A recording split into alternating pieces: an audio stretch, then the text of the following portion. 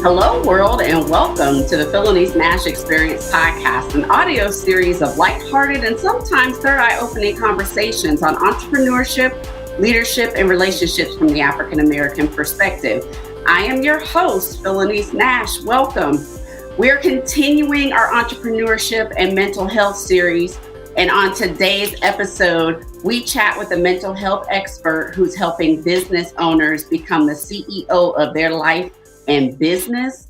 And so let's go ahead and welcome Dr. Lacrecia Dangerfield to the show. Woo-hoo. Hello. Thank you for having me. Yes, I'm glad you are on the show today. We are continuing our entrepreneurship and mental health series. So I'm glad you're here. And two, our largest audience size is in Nashville, Tennessee. And my Middle Tennessee people will be happy to know that you are also in Nashville, Tennessee. So yes. Welcome to the show. So let's just dive in because we like to kind of talk about the mental health issues that come along with entrepreneurship that are often overlooked. And we are in this season of self-help, self-awareness, self-care. But we have to be able to identify first and foremost what the issues are. So let's just dive into, Lacrecia, in your practice and in your experience, what tend to be the top 5 mental health issues that entrepreneurs tend to experience? Well, in my practice here, what I have found that most individuals that come in are really, they're dealing with high functioning anxiety, high functioning depression, ADHD, substance use disorders, or relationship issues. Those things impact their mental health and how they show up as the CEO of their business and in their life, because we know we can't separate our mental health from the other parts of us. It all comes together. We are, I look at us as being 3-dimensional people. It's mind, body, spirit. And so your mental health comes along with you and it shows up in those areas.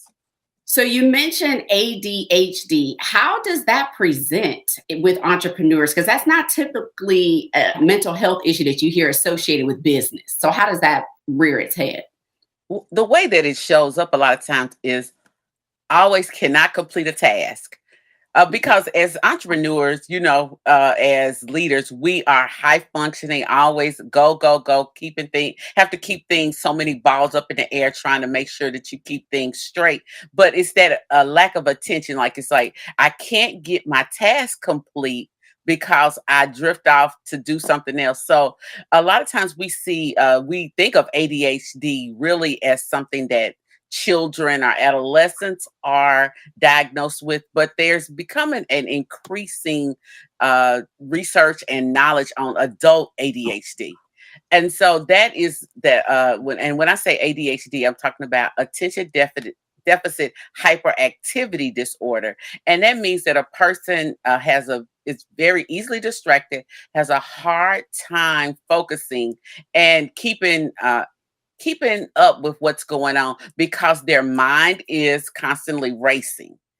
Or they'll start a task and they'll get distracted.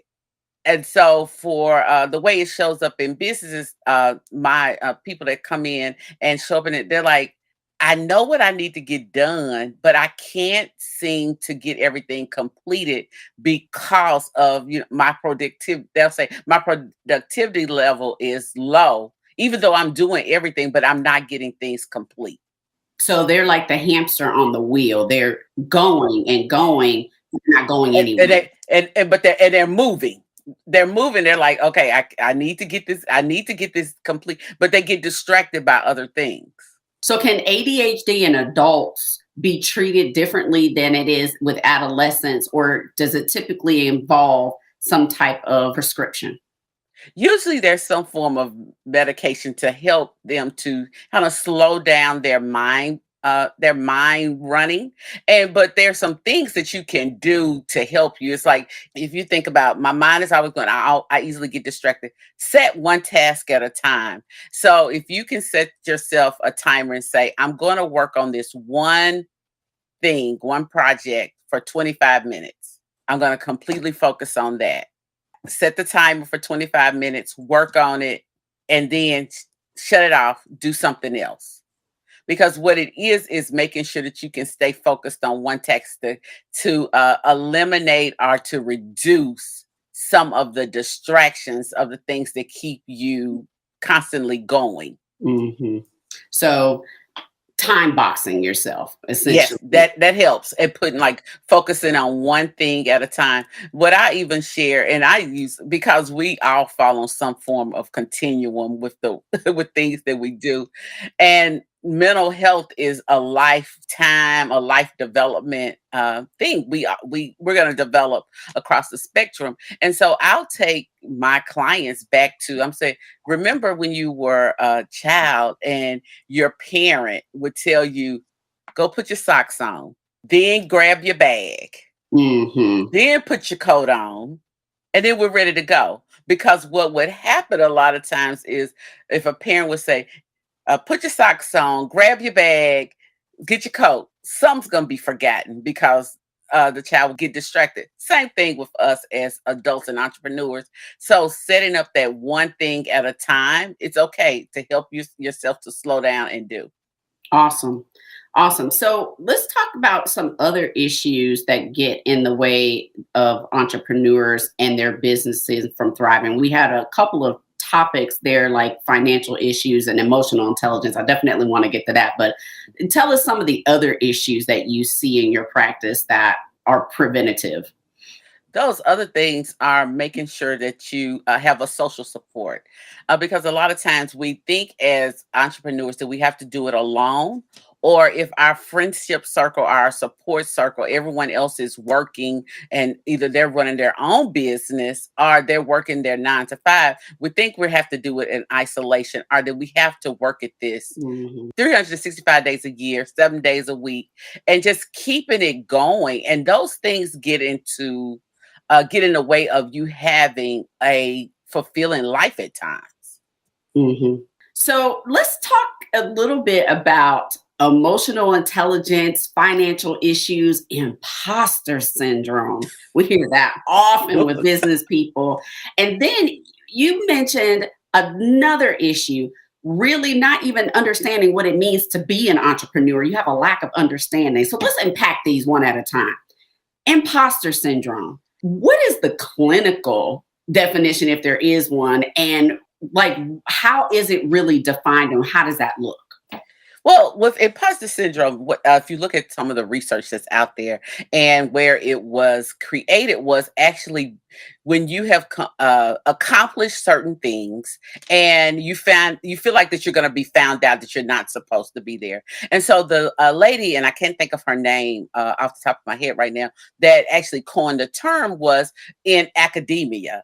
It was completing the degree and also showing up and getting the job as a professor, but felt that other people were going to find out that she was a fraud, that she didn't know what she was talking about, that they were going to find out. It was like they were going to find out that she didn't earn her degree, where she did earn the degree. And so that happens with entrepreneurs a lot of times, and leaders, is that they know what they know, but they feel like that people are going to find out that they don't know what they know, or Mhm. they're not good at what they do.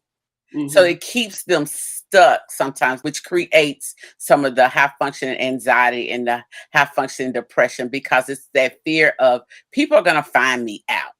Right, right. And when you do have someone that comes in and maybe they don't even know that they suffer from imposter syndrome, but once you all go through the exercise and you determine that, how can someone get over imposter syndrome? How can they feel comfortable within themselves and know that they are enough? What I do is when people come in, what I do is I have a conversation. I said, let's talk about what is it that is true about what you're saying, and what is true about what you're feeling. So I said, let's if we write down their accomplishments and the things that they have completed, and I say, so these are true, correct? And they'll say, yeah, that's true. So tell me, what do you think about these things? They're like, well, I feel accomplished. I was happy that I completed my degree, or that I have won this great project. And then I said, so what is telling you that that's not true? And we talk about that. Then I said, so let's look at the truth. So I need you to make a list of what is your truth in this Mm. situation. And so it's getting down to really like looking at the evidence. Let's look at your evidence that proves this to be true, that you're not an imposter, because you are who you are and you know what you know. And the other piece is that I'll say, what happens when you're in a room and someone asks you a question and you don't know the answer? And usually they'll say, well, I'll tell them I'll get back with them with the answer. I said, that's the same thing that you do when you're feeling like you are the imposter, that someone's going to ask you something that you don't know, or they're going to find out that you are a fraud, which we know you're not. And so that positive self-talk, those affirmations, having those every day, getting up, looking in the mirror and having that conversation as the affirmation, I am enough. I know what I know. And then just those using those I am statements to create a more positive dialogue with self. Nice. So we have to recognize I am enough. I am who I say I I am, am. and that I can manage the work environment around me. So that's great. That's great insight. The last sub issue is emotional intelligence. And I find this very interesting. And some of the things that I've read is that a lot of people have low emotional intelligence. And it doesn't mean that you're not book smart. Right. It just means that you don't know how to act when certain things happen and you hold grudges. But give us the clinical background behind emotional intelligence and why that is so important with business owners and in entrepreneurship. Emotional intelligence is really knowing knowing your emotions, knowing how to respond in situations, but then knowing how it impacts you, but then also being aware of how your response will impact or affect another person. So emotional intelligence is being able to really step back from the situation, look at the situation from an emotionally intelligent standpoint, and then move forward. So it affects our relationships. Having lack of emotional intelligence will not only affect your relationships, but it will affect your client experience and how you show up in the world. So being able to get clear about your emotions, and that's usually the root, knowing how you feel, because a lot Mhm. of times we have gotten to a place where we have been taught, especially if you think about the African American community, it says you don't have feelings, Right. don't show your feelings. And we forget how we feel, or how to even put a label on what that emotion is. So what I'll do is help a person say, okay, I said, sit with your feeling. Tell me, what are you experiencing? And sometimes they'll say anger, overwhelm. They'll say, I'm exhausted. I'm like, those are just like really those that high level terminology. It's like, yeah, that's not really it. So let's dig a little bit deeper. Right. So tell me, what's behind that anger? So how did you feel when blah blah said this? And you said you were angry. Really, what were you feeling? And then get down to, I was hurt. So how did you respond in the situation? Right. And then they'll tell me how they respond. I was like, so tell me. And I always like to look at like the inner child. It's like, what was the little you really feeling? And how did the little you respond? What did the little you need in that situation? And when we step back and look at the inner person, it's like, that's who was showing up. That's who responded. And a lot of times the little person in the person that you were interacting with, their little person was responding at the same time. And then also we have to remember that we all have experienced some form of trauma, and it's coming through our trauma lens, and we are doing our filters. like our filters are up, and it's like, okay, how do I break this down? So trying to break it down in real time sometimes makes our our emotional intelligence levels shrink. Yeah. Because if you, Yeah. yeah, because when you think about it, you're like, once you walk away from the situation or later on after you've calmed down and you're like, I shouldn't have responded that way. Or this is how that person really was feeling. So being able to use those I feel statements when you're talking to someone, it says, I felt angry when this happened. And the person's like, oh, that's not what I want. I didn't mean it that way. Or when I heard you say, this is what was triggered inside of me. Right. Well, it also the listening and the communication piece, because Mhm, if you are not hearing what that person actually said, that can, like you mentioned, trigger. So mhm. it could look like in the boardroom, a passionate, but it's an angry Black woman. You know what I mean? Like people are perceiving her that way, or someone really does have a pop off, where they can't actually do that exercise in real time. So this is a lot of unpacking that has to be done in therapy, and Yes. people need to be prepared. People need to be prepared to take it down to its base level. And that's what therapy is about, is really when you're coming into therapy, we're not going to work with you on those surface things. Yeah, that first session, we might ask you those questions just to get a history. Yes. But we're going to dig deep and help other people become aware of how they are showing up or how situations are showing up Hmm. that will help them to move forward, because we're all looking for healing and transformation. So you have to be willing to dig deep to get that healing and transformation. And this is also important. I know you do some leadership training as well too, and this is important for people who are leading teams and or leading this business, because it all starts from the top down. And so this is very important for people who are in leadership positions, whether you call yourself the CEO and or president or whatever title it is that you maintain. These are things that will affect your business, and you got to get a grip on it as soon as possible. I'll say, because with that, I'll say leadership is probably one of the, and in entrepreneurship are the two greatest things for self awareness. If you didn't know yourself when you became a leader, you'll find out who you are. Mm. If you didn't know yourself as when you became an entrepreneur, it is a personal development journey. You find out more about who you are as you show up in these spaces. Nice, nice. So be aware, y'all. Be aware. Okay, so let's move on to some myths about entrepreneurship or business success. I have to be we're going to dispel some of these myths in order for clients or CEOs who come in for treatment.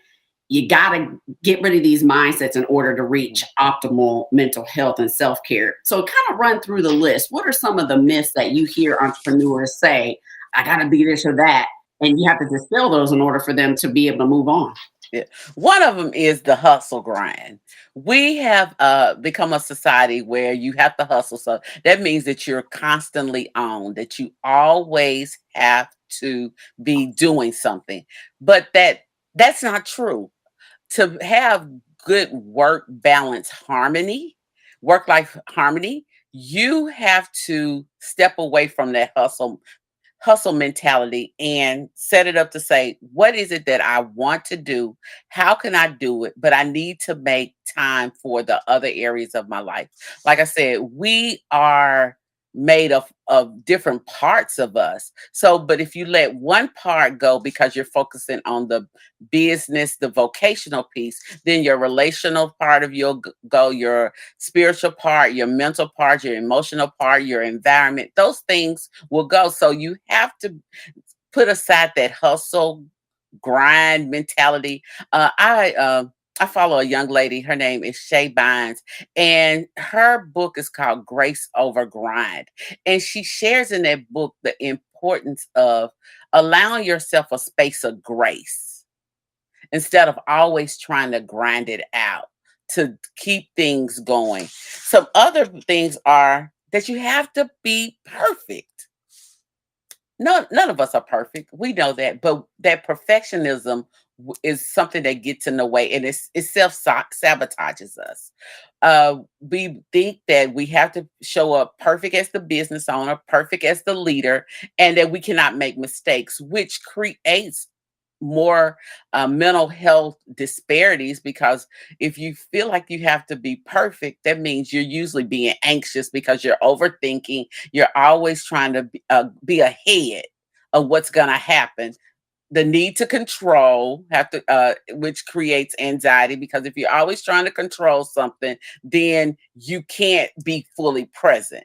Then our that fear of failure that comes in with being uh, dealing with perfectionism and practicing perfectionism is that when you feel like that you never get it right, even though you got it right, you're like, oh, I failed at that again. So you're not enjoying the fruit of your labor by always thinking about, I didn't get it right this time, so I failed. But no, you did get it right. And then also the isolation piece that comes with being an entrepreneur, that I have to do this alone because my family doesn't understand, my friends don't understand, especially if they're not entrepreneurs or leaders. They, and you think they don't, but they sometimes they are your biggest support system. They want you to ask for help. They want to be a support to you. But if you act like you always got it going on, like, oh, I don't need help, they won't they won't step in and help until you're at that point of burnout. And then it's like, oh, I need some help. They're like, but you look like you were doing it so well. Right, and so that disparity right there, does that cause issues or delay for entrepreneurs where they feel like it's all them when in actuality it's not? There are other people going through the same thing, Yeah. but once they get to that point where they're burnt out, now they're hearing all of the chatter. Well, you look like you were doing. Does that cause delay in them seeking therapy at that time, or is that a wake up call? A lot of times that's a wake up call, because when multiple people say, I think you need to go talk to somebody, or what's sabotaging you, what's getting in the way, then people are more open to come into therapy. And I was making a joke in a way over the weekend. I said, therapy has become sexy now. People are like, oh, I can go, I have a therapist, because it's become a thing. So people are more willing to reach out and ask for help, and knowing that your therapist is not going to judge you. Your therapist is not going to tell your business. They're going to sit there and hold space for you. So that has given more people the willingness and the assurity that they need to go in and talk to someone. That's very encouraging. I want to ask you about one note that you had mentioned where it says it usually takes a person about 10 years to become what looks like an overnight success. What does that mean?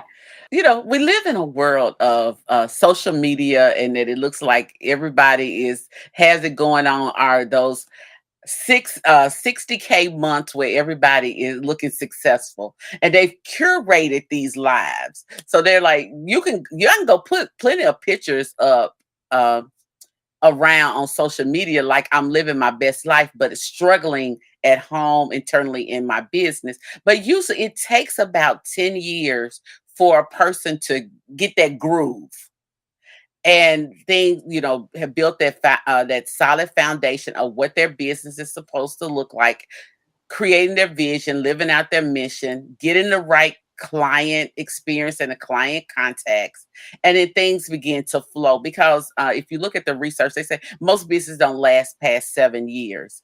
But if you hit that 10-year mark, that's when people really get to know who you are and what your business is about. And they're like, where did you come from? Right. And it's like, it seems like you just showed up in the space, but you're like, I've been here grinding for the last 9 years and 364 days. And today is my day. You said today. No, it's 365. That today is my day. Right.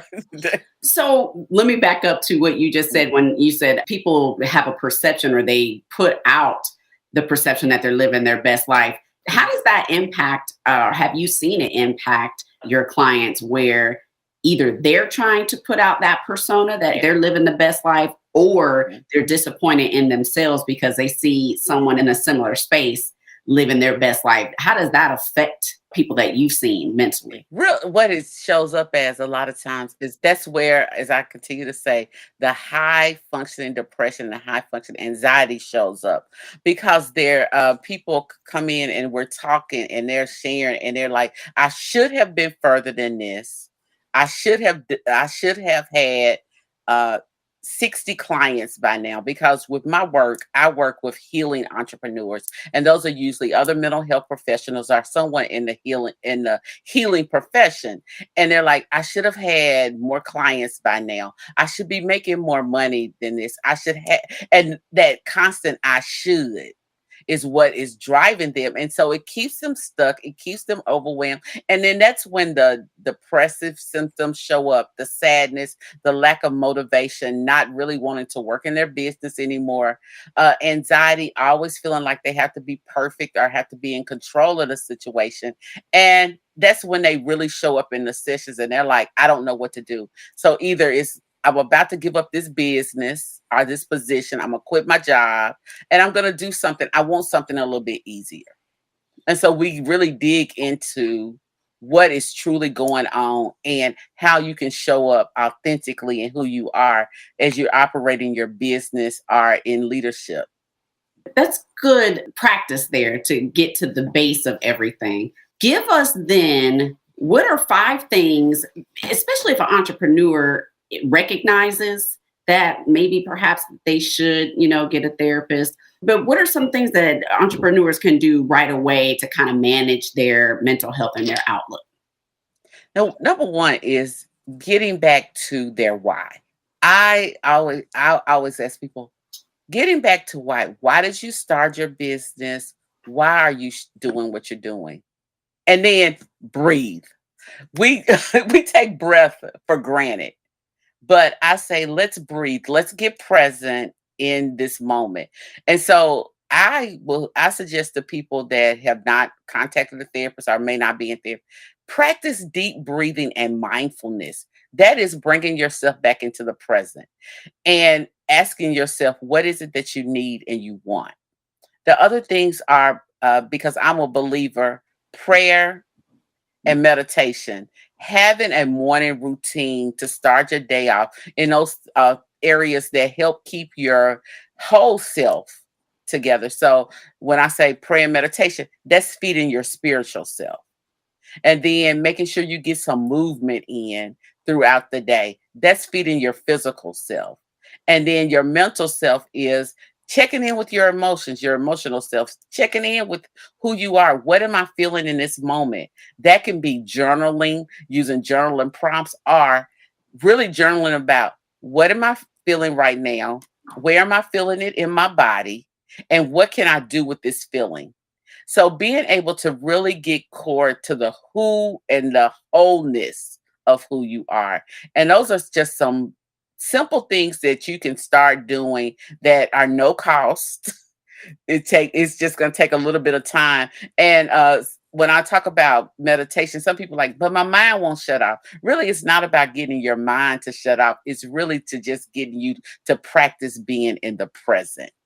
Those are all great pieces of things that they could do, now to kind of get a grasp. But the one most important piece, and that's why you're here, is if they need to see a therapist, if they need to see a professional to walk them through and unpack all of these things to get to the root and then provide steps that they can implement. Mhm. So you're in Middle Tennessee, I mentioned. And so this is the time in the show for you to kind of shout out your business, and how listeners or viewers can actually get in touch with you for therapy, for coaching, for all of the things that you offer, and your social media.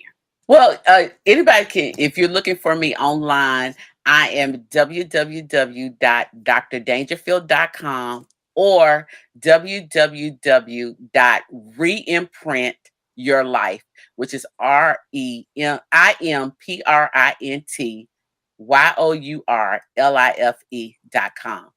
And you can schedule a consultation on either one of those websites to be able to do my counseling services, my coaching services, or even my consultation services, because I consult with other business owners about how to build and grow their business so they can be more of a holistic space than a space that's driving you. And on Instagram, I am Dr. Dangerfield. On LinkedIn, it's Dr. Lacrecia Dangerfield. On Facebook, it is Lacrecia.Dangerfield. And I also have a YouTube channel, which I co-host with another therapist, and it is called Brown Girl Banter. And that's where we talk about things that impact Black women in everyday society. And we always come from a clinical twist because both of us are therapists and we love the work that we do around women empowerment. So that is our YouTube channel. And actually, we kick off our next season starting tomorrow. Oh, congratulations. Black Girl Banter. I love that. Absolutely love that. And just so for the people who are watching and listening who are not in Middle Tennessee, do you offer telehealth or just remote for any of those services that you mentioned? Do you do any of that via video conference? Yes, actually, I am fully virtual right now. I do have an office here in Nashville, and I'm licensed only in the state of Tennessee. So anybody in Tennessee, I can actually be able to provide services for them, and it is through telehealth. I have not made a decision when I'm going back into the office because it fits so well with my clients, because they're saying I can see you on my lunch hour, or when I sign off from work, I can have my therapy session. So being able to offer that service, I didn't think I would like it, but I'm really enjoying it now after the pandemic. I'm certain that the pandemic prompted, a 100% telehealth, but it is convenient. And are you seeing that people have access therapy when they probably wouldn't have if it was in person? Yes, most definitely, because they're like, oh, it's an ease to it. When people say, I don't have to leave my house. I said, I just ask that you have a confidential, safe space so that you can fully show up. Or a person be like, oh, if the kids are running around the house, they're like, I can go out to my car and have my session, and I'm okay with that. That's my time for me. Nice, nice, nice. Well, we're getting close to the end of our session. I want to give you an opportunity to give a call to action or a word of wisdom to the people who are watching and listening. My word of wisdom is that we all fall on the continuum of between mental illness and mental wellness. We are all on that continuum. Just find out where your space is and go seek out a therapist. There's so many resources available, and therapy, like I said, has become sexy. It's the thing to do because your mental wellness is your birthright. All right. And with that, I want to thank you, Dr. Lacrecia Dangerfield, for joining us on the Phylanice Nashe Experience podcast. Thank you for having me. Absolutely. And a big thank you to you, the audience, for tuning into the Phylanice Nashe Experience podcast. You can find my guests' social media handles, links, and resources mentioned in the episode in my show notes on the website, PhylaniceNasheExperience.com, or the Phylanice Nashe Experience YouTube channel. Just click the episode and you'll find the show notes there. Make sure to subscribe, rate, and share the Phylanice Nashe podcast on Apple Podcasts and on our YouTube channel. That's how you let me know you like the show. Make sure you can follow me on social media at Phylanice Nashe on Instagram, Facebook, and LinkedIn. And with that, everyone stay safe, stay well. We'll see you next time.